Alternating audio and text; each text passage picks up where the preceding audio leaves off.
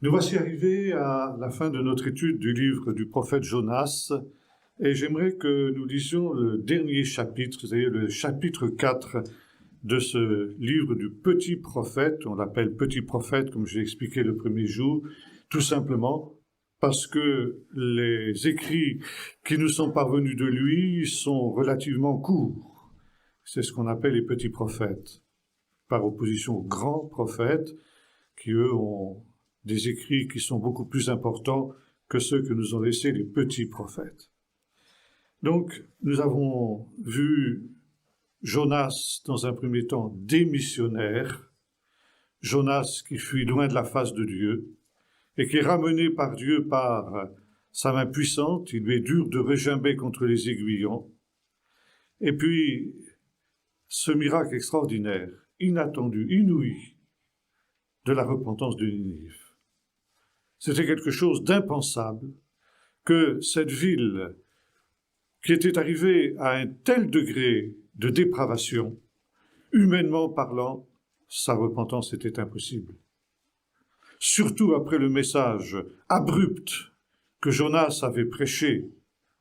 Et en fait, le miracle va avoir lieu. Le peuple de Ninive tout entier va se repentir. Et le résultat, c'est que la catastrophe que Jonas avait annoncée ne se produit pas. Et Jonas, comme le dit ici le verset 1er de notre chapitre 4, en éprouve un grand dépit et une grande colère. Il adressa cette prière à l'Éternel. « Ah, Éternel, je l'avais bien dit quand j'étais encore dans mon pays, et c'est pour prévenir cela que je me suis enfui à Tarshish. Car je savais que tu es un Dieu plein de grâce et de compassion, lent à te mettre en colère et riche en amour, et qui renonce volontiers aux menaces que tu profères. Maintenant, Éternel, prends donc ma vie, car la mort est préférable pour moi à la vie. » L'Éternel lui répondit, « Fais-tu bien de te mettre en colère ?» Jonas sortit de la ville et s'installa à l'est de la ville. Il se construisit là une cabane et il s'assit dessous, à l'ombre, en attendant de voir ce qui se passerait pour la ville. L'Éternel fit pousser un kikaïon, qui se leva plus haut que Jonas et lui donna de l'ombre sur la tête afin de le détourner de sa mauvaise humeur. Et Jonas éprouva une très grande joie à cause du kikaïon. Mais le lendemain, au lever du jour, Dieu fit venir un ver qui rongea le kikaïon de sorte que le kikaïon se dessécha. Et lorsque le soleil se mit à briller, Dieu fit venir de l'est un vent brûlant, et le soleil tapa sur la tête de Jonas. Sur le point de tomber en défaillance, Jonas demanda la mort en disant « La mort vaut mieux pour moi que la vie. » Dieu demanda à Jonas « Fais-tu bien de te mettre en colère à cause de ce kikaïon ?»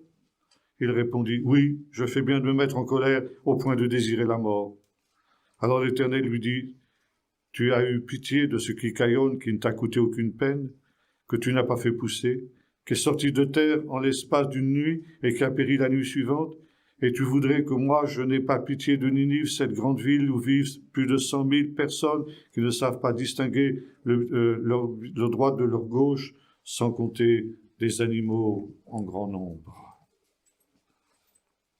Jonas se met en colère. Quand il voit que Dieu a pitié de la ville, quand il voit que Dieu renonce à détruire cette ville, Jonas n'est pas du tout content. Pourquoi ? Pour deux raisons. D'abord parce qu'il est Ninive. Il n'a absolument pas du tout envie que Ninive soit pardonnée et que le Seigneur lui fasse grâce. Et deuxièmement, parce qu'ils se sont déshonorés, il passe pour un faux prophète. Il a annoncé la destruction de Ninive, et la destruction de Ninive n'a pas lieu. Alors il est frustré, il est désemparé. Et il va s'adresser au Seigneur. Or, il y a quelque chose qu'il nous faut constater en ce qui concerne Jonas. Jonas est un personnage très ambigu. Il est prophète, et il est prophète, on pourrait dire, malgré lui dans cette affaire. il va accomplir le plan de Dieu, mais en traînant les pieds, en le faisant à contre-cœur. Et en cela, d'une certaine manière, il ressemble à Lot, quand Lot était à Sodome. Lot était un homme qui était sorti du plan de Dieu, c'est manifeste, c'est clair. Il avait planté ses tentes en direction de Sodome. Ça veut dire, il avait voulu profiter de ce que cette ville de péché pouvait lui apporter de positif, et en même temps, il savait bien qu'elle était pécheresse, qu'elle était pervertie, et qu'il pouvait être contaminé, lui et les siens, par ce péché qu'il y avait dans la ville. Alors il a été resté à distance pour pouvoir aller faire ses courses au supermarché de Sodome, mais sans entrer dans la ville pour ne pas être contaminé. Ça, vous savez, c'est la tentation de beaucoup de chrétiens. Être à une certaine distance de Sodome. Et quand les anges sont arrivés à Sodome beaucoup plus tard, Sodome est plutôt Lot est dans la ville, assis avec les anciens aux portes de Sodome. Ça veut dire qu'il est entré dans le compromis le plus total. Et nous voyons que toute sa maison est contaminée justement par le péché qu'il y a à Sodome, même les 2 filles qui vont sortir avec lui, les 2 rescapés du massacre. Par conséquent, c'est aussi un homme dévoyé, Lot. Et pourtant, il nous est dit, il était injuste, il était juste. Le seul juste qu'il y avait à Sodome. Hier, quelqu'un me disait, mais c'est terrible toute cette situation dans laquelle nous sommes. Oui, mais Dieu sait préserver de l'épreuve les hommes pieux. Et ce qui est intéressant, c'est de voir que Dieu a eu pitié de Ninive, davantage qu'il n'en avait eu de Sodome, parce qu'il y avait de l'espoir à Ninive. Il n'en avait pas à Sodome. Sodome était arrivé dans un état de dépravation pire que Ninive. Et il y avait un seul juste à Sodome, et il y avait aussi un seul juste à Ninive, Jonas. Jonas, nous l'avons vu, qui était un peu comme Lot, un homme de compromis, un homme qui était injuste, oui, mais injuste en mauvais état. Mais il était juste quand même. Et la présence d'un seul juste a sauvé 120 000 personnes.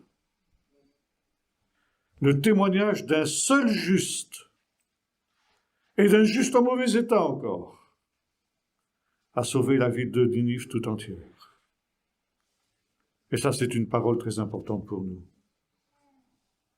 Dieu disait au prophète Ézéchiel, « Je cherche un homme, un seul, un homme qui se tienne sur la brèche et qui élève un mur en faveur du peuple pour que je ne le détruise pas. » Et à l'époque d'Ézéchiel, il ajoutait, « Je n'en trouve pas. » Aujourd'hui, Dieu cherche des hommes et des femmes qui se tiennent sur la brèche.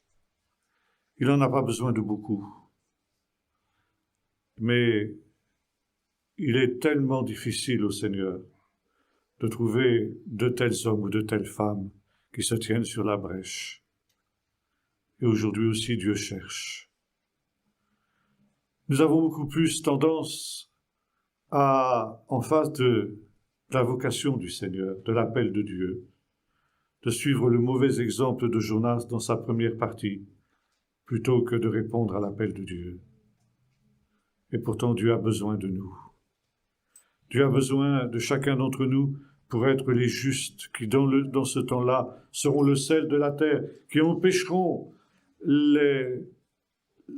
la corruption totale de notre société, qui garderont une ouverture pour que l'œuvre de Dieu puisse se faire en son temps, que Dieu puisse intervenir encore. Aussi longtemps qu'il y aura des justes, Dieu pourra intervenir. Et Jonas était de cela, même si encore il était en très mauvais état. À cause d'un seul juste, le sort de Ninive a été entièrement changé. Un jour, Ninive sera détruite. Nous lisons ça dans le livre du prophète Nahum, qui a prophétisé aussi sur la chute de Ninive. Parce qu'il est vrai, la repentance de Ninive, eh bien, elle va être la repentance d'un moment. Et quelque temps plus tard, nous ne savons pas combien de temps après, mais quelque temps plus tard, Ninive va retomber dans ses anciennes ornières. Et le jugement de Dieu qui avait été annoncé par Jonas et qui avait été remis à plus tard, en quelque sorte, finira par s'abattre sur la ville de Ninive, comme d'ailleurs les fouilles archéologiques le démontrent. Mais pour l'heure, Dieu a compassion, Dieu a miséricorde. Je cherche un homme qui soit en même temps un homme signe. Nous avons vu le premier jour que Jonas a été un signe pour cette génération, a été un signe pour Ninive. Et aujourd'hui, ce sont des hommes, comme disait le prophète, qui serviront de signes, signes de la présence de Dieu dans ce monde, signes du royaume qui vient. Et pour cela, nous avons à être les Jonas de ce temps. Mais Jonas, encore une fois, n'était pas content. Et là, il ne supporte pas que Dieu n'accomplisse pas ses jugements. Il ne supporte pas que Dieu soit miséricordieux et compatissant envers cette ville de péché, et il se met en colère. C'est un homme charnel, Jonas, c'est un homme non sanctifié, bien que juste. Il devrait se souvenir de sa propre expérience. Il devrait se souvenir que lui aussi, il a été dans un état de rébellion contre Dieu, et que Dieu a eu compassion de lui, Dieu a eu miséricorde, même s'il a fait passer par des chemins difficiles. Alors il devrait avoir de la miséricorde pour ces pécheurs que sont les Ninivites. Mais s'il est comme le serviteur impitoyable de la parabole, Dieu lui a remis une dette énorme, et lui, il n'est pas capable de pardonner à ces gens de Ninive, qui d'ailleurs ne lui ont rien fait à lui directement, à lui personnellement, mais qui sont relativement excusables, qui sont en tout cas beaucoup plus excusables que lui l'était, parce que lui c'était un homme de Dieu, il connaissait la volonté de Dieu, et il a désobéi sciemment et volontairement. Tandis que Dieu dira à Jonas, mais ces gens de Ninive, ils ne connaissent pas leur droite de leur gauche. Ils n'ont aucune notion du bien et du mal. Et ça, c'est typique de notre société moderne. Depuis mai 68, interdit d'interdire, il n'y a plus de différence entre le bien et le mal. Et aujourd'hui, toute la société est marquée par le relativisme moral. On ne fait plus la différence entre ce qui est juste et ce qui ne l'est pas. Il n'y a plus de bien et de mal. J'ai une de mes filles qui est enseignante en primaire, et lors de sa dernière inspection, l'inspectrice l'a félicité pour son travail. Elle a dit, mais il y a une chose négative que vous devriez revoir. Vous mettez encore des notes. Il ne faut plus mettre de notes aux enfants aujourd'hui. Parce que c'est un vieux relent de la civilisation judéo-chrétienne. Ce serait laisser entendre qu'il y a encore du bien et du mal. Mais il n'y a plus de bien et de mal. Le bien et le mal, ça n'existe plus. Ça, c'est typique de notre société. Plus de bien, plus de mal, plus de beau, plus de laid. Et l'art moderne est tombé dans une telle décadence aussi à ce point-là, qui montre que nous sommes entrés dans ce relativisme total, relativisme moral, relativisme artistique, relativisme dans tous les domaines de l'existence. C'est exactement la situation de Sodome. Ils ne connaissent pas le bien et le mal, ils ne connaissent pas leur droite de leur gauche. Pourquoi? Parce qu'ils ont aboli la loi de Dieu. Seule la loi de Dieu nous permet de faire la différence entre le bien et le mal. Et la loi de Dieu est importante pour nous, les commandements de Dieu sont importants pour nous à cause de cela, parce qu'ils nous aident à voir la différence entre le bien et le mal. Mais Ninive était dans cette situation où il n'y avait plus ces points de repère. Il n'y avait jamais eu de loi à Ninive. On ne connaissait pas du tout la loi de Dieu. Et c'est pourquoi, d'une certaine manière, ces gens de Ninive étaient, disons, ils avaient des circonstances atténuantes. Je ne dis pas qu'ils n'étaient pas responsables. Ils l'étaient, et ils en ont pris conscience. Et le message de Jonas les a amenés, en tout cas les a mis en face d'eux-mêmes, en face de leur propre conscience. Et bien que n'ayant pas de loi, comme dira l'apôtre Paul, ils ont été une loi pour eux-mêmes. Et à l'issue du message de Jonas, ils ont compris qu'ils étaient des pécheurs et ils se sont repentis. Jonas aurait dû avoir compassion d'eux, mais il ne l'a pas été. Il a gardé le cœur rebelle qu'il avait quand il a fui à Tarshish. Il obéit, certes, mais son cœur n'est pas véritablement changé. Et lorsque Dieu fait compassion à Ninive, eh bien Jonas va s'en prendre à Dieu lui-même. Il est un exécuteur des jugements, de la volonté de Dieu, mais il n'est pas l'ami de Dieu. Contrairement à Abraham. Abraham, dont il est dit, il était mon ami. Parce qu'il y avait un cœur à cœur entre Dieu et Abraham, entre Dieu et Moïse, entre Dieu et Élie. Et Jonas n'est jamais entré dans cette intimité de Dieu. Il a été serviteur de Dieu, mais il n'a pas été l'ami de Dieu. Et on peut être aussi dans cette situation où on obéit par contrainte, mais on n'obéit pas par amour. On n'obéit pas dans la joie. Et ça, eh bien, c'est quelque chose qui fait que on n'entre pas dans l'intimité de Dieu. On peut être, disait le psalmiste au chapitre 24 du livre des psaumes, des hôtes de la maison de Dieu. Qui montera la montagne de Dieu? Qui pénétrera dans son saint temple? Celui qui a des mains innocentes et un cœur pur. Il y a deux mots dans le texte hébreu, la gour ou la chevette. La gour, ça veut dire habiter comme un étranger, comme un hôte de passage. Et on peut être amené à faire, comment dirais-je, des apparitions dans la maison de Dieu, dans la présence de Dieu. Je parlais de la présence de Dieu l'autre jour, la présence de Dieu qui est essentielle. Alors on peut occasionnellement être dans la présence de Dieu. Mais si on ne se sanctifie pas, si on ne purifie pas son cœur, si on ne circoncis pas son cœur, alors on reste un hôte de passage, un étranger dans la maison de Dieu. Jonas était cet étranger. Alors, il avait de temps en temps quelques expériences avec Dieu, mais il ne vivait pas dans la présence de Dieu. Par contre, celui qui a les mains innocentes et le cœur pur, nous dit le psalmiste, il habite dans la maison de Dieu comme, comment dirais-je, quelqu'un qui est là en permanence, parce qu'il s'est sanctifié, parce qu'il a purifié son cœur. Il n'a pas obéi malgré lui. Et c'est justement la leçon que Dieu veut donner à Jonas. Essayer de le sortir de cet état d'étranger dans sa maison, d'étranger dans sa présence, pour le hisser à son niveau.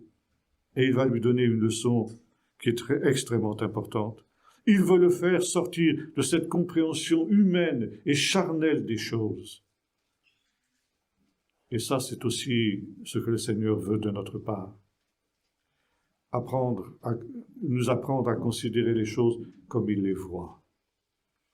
Et ce devrait être une de nos prières essentielles. Seigneur, montre-moi les choses comme tu les vois.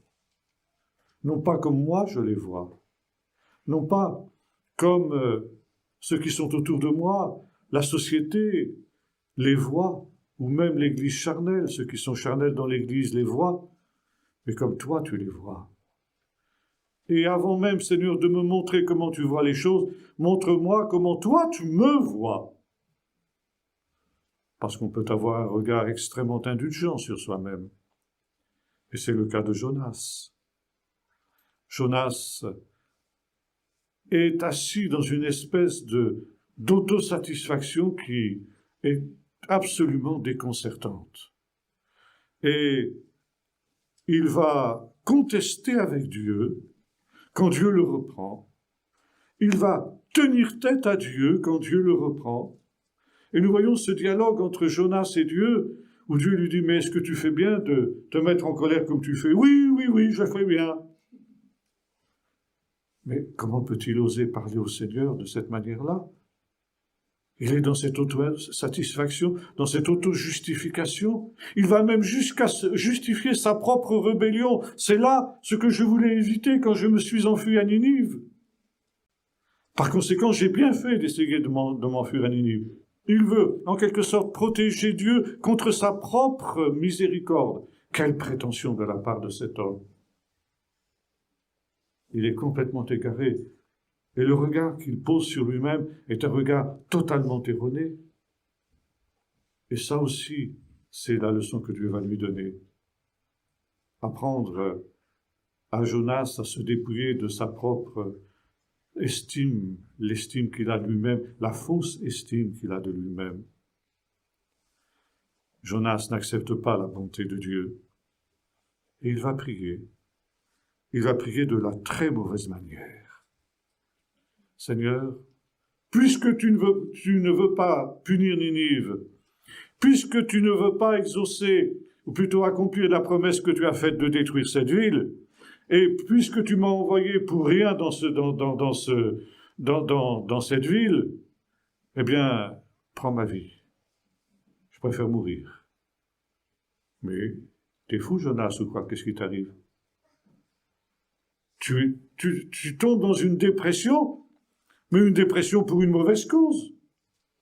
Tu devrais te réjouir, au contraire, de la bonté de Dieu, et voilà que tu es prêt à demander la mort. Mais ça va plus du tout.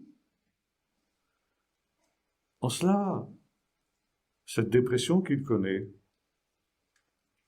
il la partage avec d'autres hommes de Dieu. Et je pense à 2 hommes de Dieu en particulier. Moïse d'abord. Moïse qui, après l'affaire du veau d'or, au moment, plutôt pas après l'affaire du veau d'or, après toutes les rébellions d'Israël, dit « Seigneur, moi j'en peux plus. Ça fait des années que je porte ce peuple comme une femme porte un enfant dans son sein, et il ne change pas. On n'a rien à en tirer de ce peuple. Alors, plutôt que de continuer comme ça, eh bien, Seigneur, prends ma vie. » Et là, on peut dire que la dépression de Moïse, elle s'explique. Elle n'est pas, dirais-je, positive. Mais on peut la comprendre. Et Dieu comprend. Dieu comprend que le fardeau est trop lourd pour Moïse. Il dit, je comprends, Moïse. On ne va pas arriver à cette extrémité-là, mais je vais prendre de l'esprit qui est sur toi et je vais le mettre sur 70 anciens qui vont pouvoir ainsi être à tes côtés, qui vont porter le fardeau que tu portes tout seul, ils vont le porter avec toi. Dieu a pitié. Il entend la prière de Moïse, même si c'est une prière excessive, même si c'est une prière qui est motivée par par des considérations qui ne sont pas justes. Mais ça s'explique parfaitement bien. Le deuxième exemple, c'est Élie. Élie, que aussi après l'affaire du Carmel, qui a été pourtant une éclatante victoire, eh bien, est obligé de s'enfuir parce que Jézabel le menace de mort. Et là, Élie va s'installer sous un genêt, un peu comme Jonas sous son kykaïon. Et là, il tombe dans le désespoir. Il tombe dans la dépression. Le combat est trop dur. Il a été trop éprouvé et là, il est au bout de lui-même, au bout de ses ressources, au bout de ses moyens, physiques, spirituels, moraux. Et là, il fait la même prière. Tu vois, Seigneur, ce qui s'est passé. Tu es intervenu d'une manière formidable sur le mont Carmel. Mais ça n'a rien changé de fondamental. Et je suis le seul qui soit resté fidèle. Du moins, il pense qu'il l'est. Et il y en a 7000, le Seigneur va le lui rappeler, mais ça, il ne le sait pas encore. Alors, puisque je suis tout seul, finissons avec moi, prends ma vie. Je suis dégoûté de la vie, je ne veux plus vivre. Et là aussi, ça peut s'expliquer, ça peut se comprendre.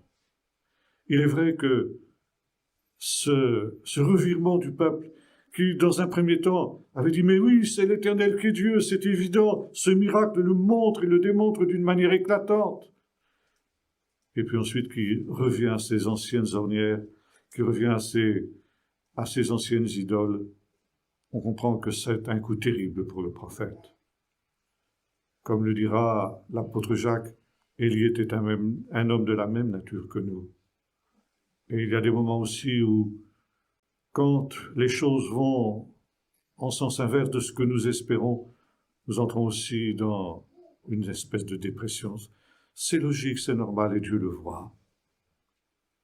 Et Dieu va avoir pitié de Élie. Il le voit sous son genêt.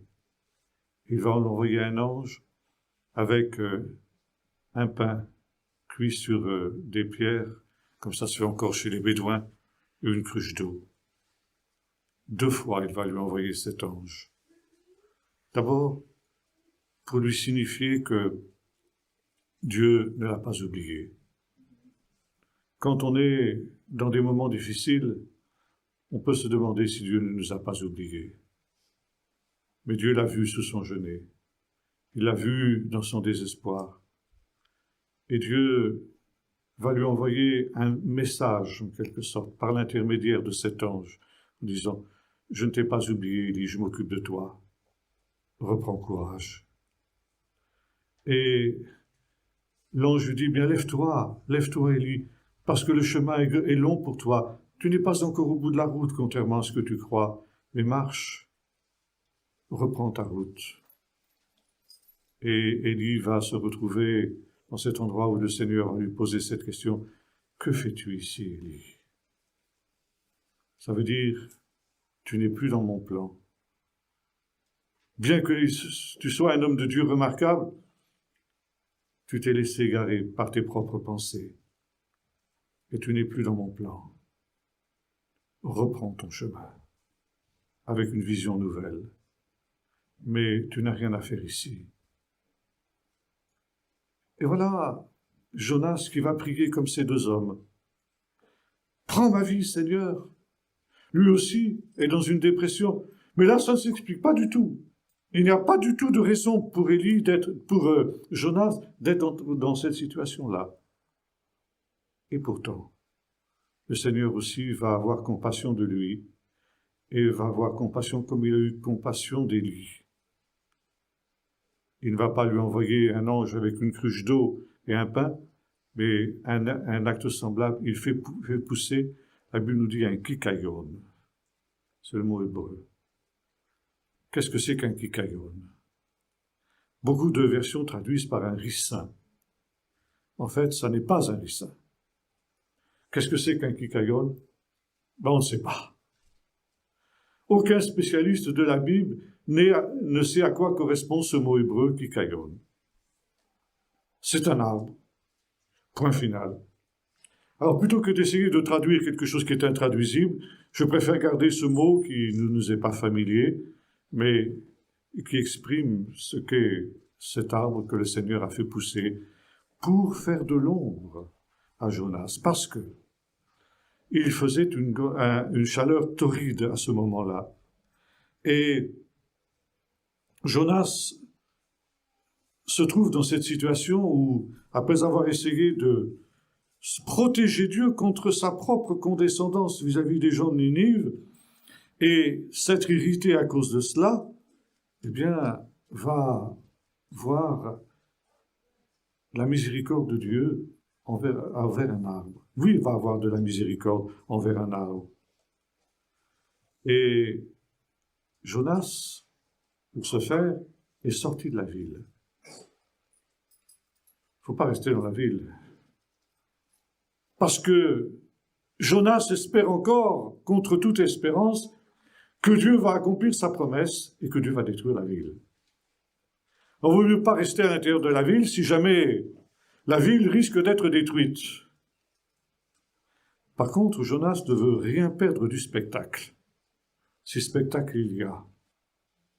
Alors il se met à une distance respectueuse pour ne pas risquer quoi que ce soit lui-même, mais suffisamment proche pour avoir une vue de la destruction de la ville si, malgré tout, Dieu décidait de détruire la ville. Parce que c'est sa prière. Jonas est un homme de prière. Il prie Dieu. Il prie Dieu de détruire la ville. C'est le contraire d'Abraham. Abraham avait prié pour Sodome pour que Dieu épargne Sodome. Et Jonas, lui, prie Dieu pour que Dieu n'épargne pas Ninive. Alors il sait qu'il y a encore 40 jours. Alors il prend ses dispositions pour prier pendant ces 40 jours. Et il se construit une cabane dans laquelle il s'installe à quelque distance de Ninive. Il espère encore la destruction de la ville. Et Dieu va envoyer donc ce Kikaïon, qui va être l'occasion d'une leçon. Dieu envoie, nous est dit, un vent brûlant, c'est comme ça qu'on traduit. En fait, le mot hébreu, charaf, c'est un vent chaud du désert, un vent qui est extrêmement difficile à supporter, et dans les temps de charaf, la température peut monter à l'ombre jusqu'à presque 50 degrés. Nous étions dans le désert il y a quelques temps de cela, dans le courant du mois de mai, et dans le désert, nous avons eu 2 ou 3 jours de charaf. Et la température est montée à 47 degrés à l'ombre. Alors, on comprend que pour Jonas, cette température était quelque chose de difficile à supporter. Et ce Kikaïon qui vient lui faire de l'ombre juste au-dessus de la cabane qu'il a construite, eh bien, est quelque chose qui est le bienvenu. Et il va avoir pour ce Kikaïon, comment dirais-je, une espèce d'affection, parce que ça lui procure de l'ombre, ça l'aide, et donc il est tout à fait satisfait de pouvoir être à l'ombre de ce Kikaïon. Il va avoir presque un amour pour cet arbre-là. C'est presque incompréhensible. Il va avoir de l'amour, il va avoir de l'affection pour cet arbre que le Seigneur a fait pousser. Et c'était la leçon que Dieu voulait lui donner. Et voilà, la nuit suivante, un ver, et le matin, le Kikaïon a séché. Il est mort. En une nuit. 2 jours, un pour pousser, un pour disparaître. Vous allez me dire, c'est un peu rapide. Je pense qu'il y a eu une sorte de miracle qui s'est produit dans les 2 cas. À la fois dans le cas de l'apparition du Kikaïon et à la fois dans le cas de sa disparition. Et quand le soleil se lève, quand le charaf souffle, eh bien, Jonas n'a plus cette protection du Kikaïon. Et à nouveau, il tombe dans une nouvelle dépression. Seigneur, c'en est trop. Maintenant, tu as fait disparaître ce Kikaïon qui était venu là juste à bon escient. Si c'est comme ça, je ne veux pas continuer à vivre. Prends ma vie. Une deuxième fois, il demande la mort. Et une deuxième fois, pour une raison qui n'est pas valable. Elle n'est pas beaucoup plus valable que la première. Prends ma vie. Non plus c'est à cause de Ninive, mais à cause du Kikaïon. Il entre dans cette dépression pour des raisons qui n'en valent pas la peine. Il a pitié de l'arbre et il est frustré. Pourquoi? Parce que tout son être est un être charnel. C'est un homme charnel. C'est un homme qui reste au niveau humain et qui ne s'élève pas jusqu'aux choses de Dieu. Et c'est là que le Seigneur va lui donner la leçon dont il avait besoin. Jonas, est-ce que tu commences pas à comprendre ce que je voulais t'enseigner? Tu as eu de la compassion, de la pitié pour cet arbre, pour ce Kikaïon, qui ne t'a rien coûté, qui a poussé en une nuit, qui est mort en une nuit. Et tu en es arrivé à ce stade, tu t'es tellement attaché à cet arbre que sa disparition, eh bien, t'entraîne à vouloir la mort. Mais c'est démesuré. C'est complètement hors de propos. Tu as eu cette compassion pour une plante. Et tu ne vois pas cette grande ville de Ninive qui est à côté de toi, là. 120 000 personnes qui y habitent. 120 000 personnes qui n'ont même pas la connaissance élémentaire de Dieu, qui n'ont même pas la connaissance élémentaire de la loi de Dieu que toi tu as. Sans parler des animaux, qui si j'avais détruit la ville, eux aussi auraient été atteints. Et oui, il y a toujours dans la Bible une solidarité entre l'homme et les animaux. Et moi j'ai eu pitié de cette ville, oui. Et tu oses me reprocher d'avoir eu pitié de cette ville? Toi qui as eu pitié d'un arbre? Est-ce que tu ne penses pas que 120 000 personnes et tous les animaux qui habitent dans cette ville, ça a beaucoup plus de valeur que cet arbre-là qui ne t'a rien coûté? Tu comprends pas la leçon, Jonas. La Bible ne nous dit pas si Jonas a reçu ou non la leçon. Le livre du prophète s'achève sur cette question de Dieu. Et moi, je n'aurai pas pitié de Ninive, la grande ville, dans laquelle il y a 120 000 personnes qui ne connaissent pas leur droite de leur gauche et des animaux en grand nombre. Ça s'arrête là. Nous ne savons pas ce qu'a été la réponse de Jonas, ce qu'a été l'attitude de Jonas. Et cela nous rappelle aussi la parabole du fils prodigue, qui reprend à peu près la même idée. Ce qui est la pointe de la parabole du fils prodigue, ce n'est pas tant la repentance du fils cadet qui revient vers son père, mais l'attitude du frère aîné. Dieu, et c'est la leçon que Jésus veut donner à ceux qui l'écoutent, et à ceux justement qui n'acceptent pas parmi les pharisiens la miséricorde et la bonté de Dieu envers les pécheurs. Les pharisiens ont vu Jésus accueillir les pécheurs, les péagers, les publicains, les prostituées, les gens de mauvaise vie, etc., manger avec eux, se réjouir avec eux, leur accorder, leur annoncer le pardon de Dieu. Et ça, ils ne l'admettent pas. Et Jésus veut leur donner une parabole qui rejoint en gros la parabole du Kikaïon. C'est l'histoire donc de ce fils cadet qui de fait a été un grand pécheur. C'est évident. Il a gravement offensé son père, il a gravement péché contre lui. Mais quand il revient, le père lui pardonne.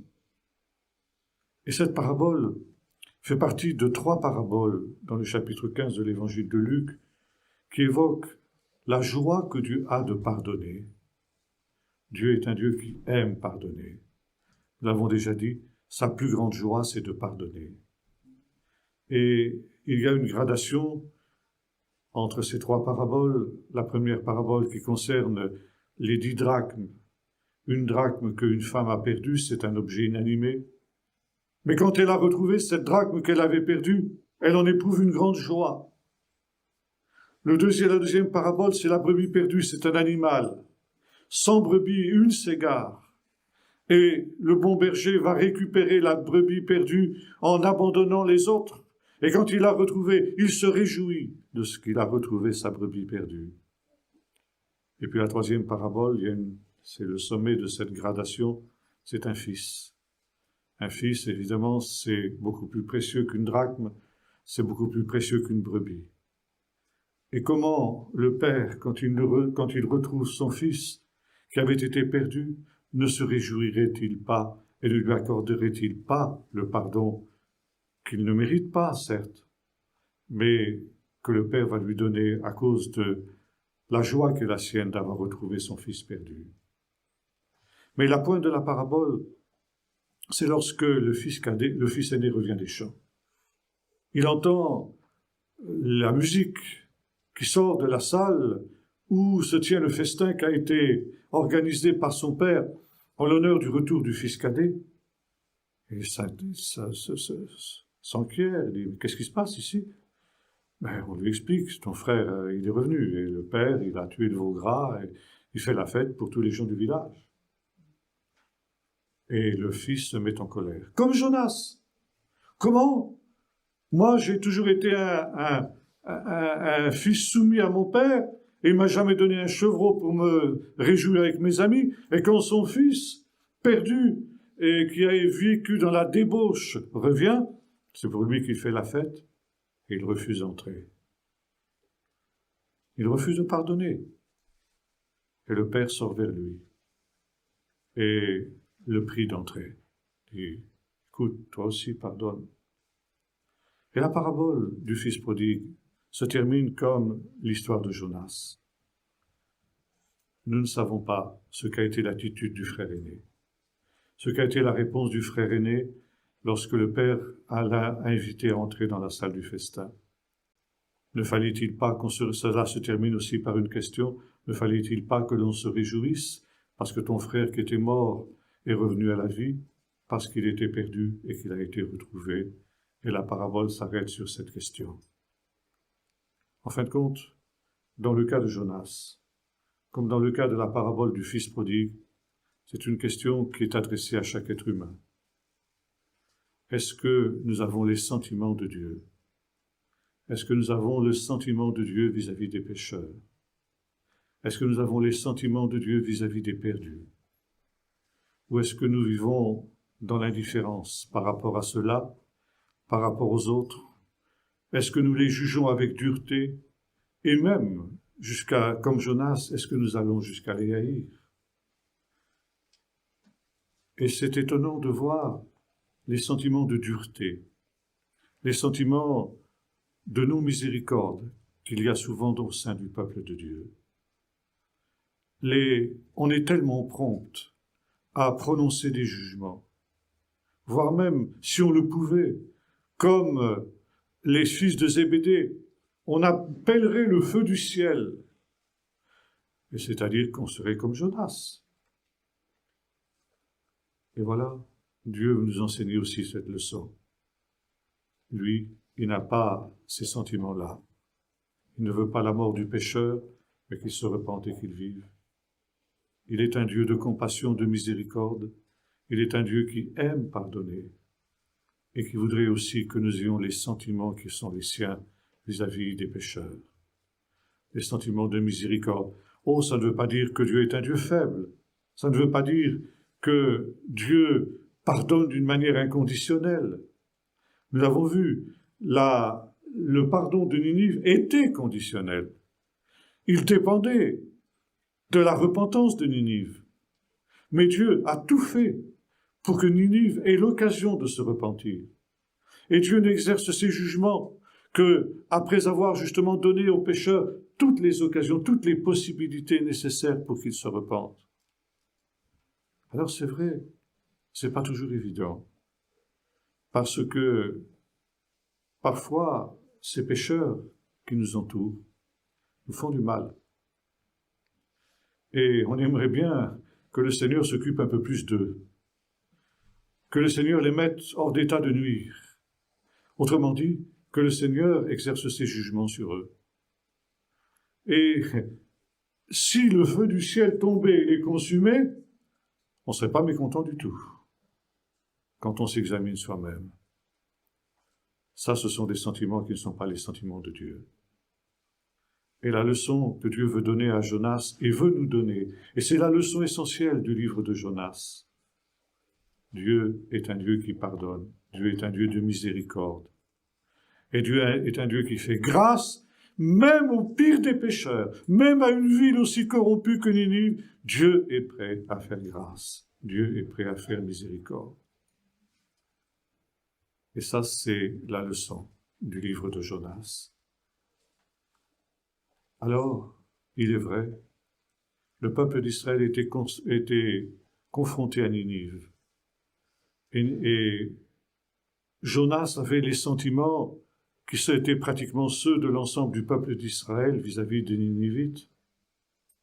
Et pourtant, Dieu veut qu'il dépasse ces sentiments humains pour entrer dans la perspective de Dieu. Qui sait? Et nous revenons à ce mot-clé du livre que nous avons évoqué hier. Qui sait?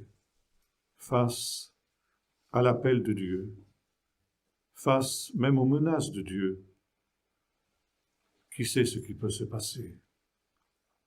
Et je termine en reprenant ce que je disais tout à l'heure. Je cherche un homme. Je cherche un homme qui sera vis-à-vis des Ninives de ce temps, comme Jonas, avec les sentiments mauvais qui étaient les siens en moins, de ceux qui oseront dire ce que Dieu a à dire. Encore une fois, Dieu n'est pas faible. Dieu ne fait pas de compromis avec le péché. Il ne fait pas de compromis avec le mal. Le mal, c'est le mal. Et Dieu le dénonce comme tel.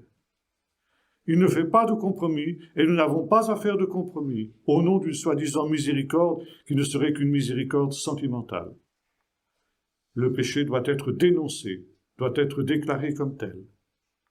Mais en même temps, avec la certitude que si le pécheur se repent, l'annonce que si le pécheur se repent, Dieu est prêt à faire grâce, Dieu est prêt à faire miséricorde, et que c'est là ce qu'il demande. Qui sait?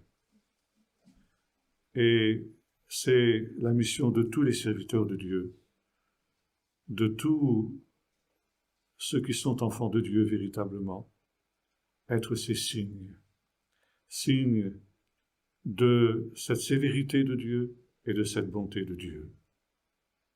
Paul dira cela aux Romains: considère la sévérité et la bonté de Dieu. Ce sont deux sentiments de Dieu qui ne sont pas opposés, mais qui sont complémentaires.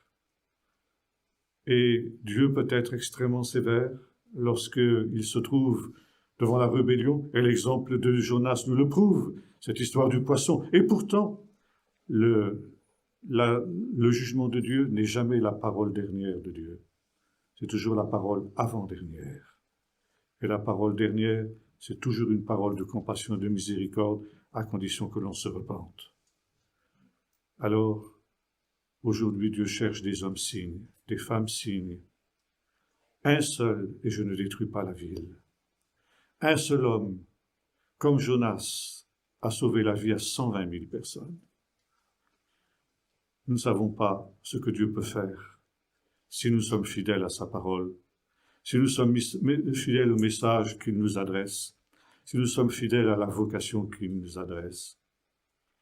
Et voilà, je dis pendant ces jours que beaucoup de nos églises sont peuplées par des Jonas qui fuient à Tarshish. Par confort, par commodité, par intérêt, parfois aussi avec des sentiments mauvais. Et Dieu cherche des hommes et des femmes qui iront dans les Ninives de ce temps pour proclamer sa parole, pour être des signes. Et Dieu veut nous ramener dans la vocation céleste, veut nous amener à dire comme l'apôtre Paul: je n'ai pas résisté à la vision céleste. Avec cette certitude que nous avons à faire ce que Dieu nous demande, sans nous préoccuper des résultats. Peut-être n'y aura-t-il pas de résultats. Peut-être que le message sera rejeté, sûrement même. C'est la plus grande probabilité sur le plan humain. Que nous ne soyons pas compris, que nous soyons rejetés, que nous soyons ridiculisés, que nous soyons pris pour des fous.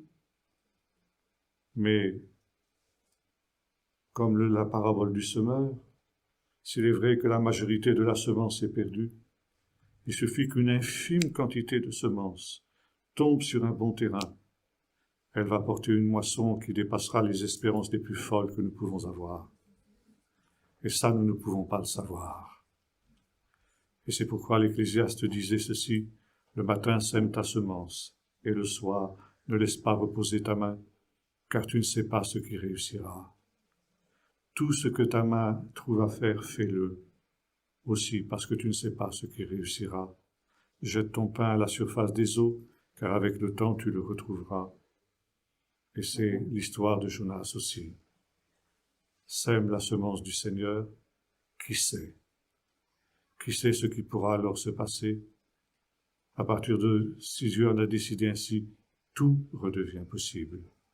Tout redevient possible pour ceux qui sont marqués du jugement de Dieu, pour nos entourages, nos familles, nos amis, notre cité, notre pays. Tout redevient possible si Dieu trouve des hommes. Je cherche un homme, un seul, et je fais miséricorde à la ville tout entière. L'histoire de Jonas le prouve, et c'est une histoire pour notre temps. Nous allons prier. Seigneur notre Dieu, apprends-nous à avoir les sentiments qui étaient en Jésus-Christ. Non pas, Seigneur, les sentiments charnels, les sentiments humains qui étaient ceux de Jonas, mais aide-nous à comprendre la leçon du Kikaïon, Seigneur, à comprendre l'immensité de ton amour, de ta compassion, et en même temps, Seigneur, de ta sévérité. Aide-nous, Seigneur, à ne pas résister à la vision céleste. Et au moment, Seigneur, où tu cherches des hommes et des femmes pour se tenir sur les brèches de ce temps. Seigneur, nous voulons répondre positivement à cette vocation, à cet appel. Et nous aussi, Seigneur, nous devons venir sur la brèche, non pas, Seigneur, pour être de ceux qui attendent avec une joie mauvaise les jugements de Dieu, mais ceux qui, au contraire, Seigneur, veulent les éviter, en annonçant tout ce qui doit être dit sans rien cacher, Seigneur, parce que tu ne fais pas de parti pris, Seigneur, mais tu accomplis ce que tu as annoncé dans le bien et dans le mal, quand les choses doivent être ce qu'elles sont. Seigneur, nous te prions pour que nous puissions avoir cette force renouvelée de marcher avec toi, Seigneur, dans ces temps difficiles, être ces témoins, ces signes dans ce monde, signes de ton royaume, de ta présence et de ton royaume qui vient, au nom de Jésus. Amen.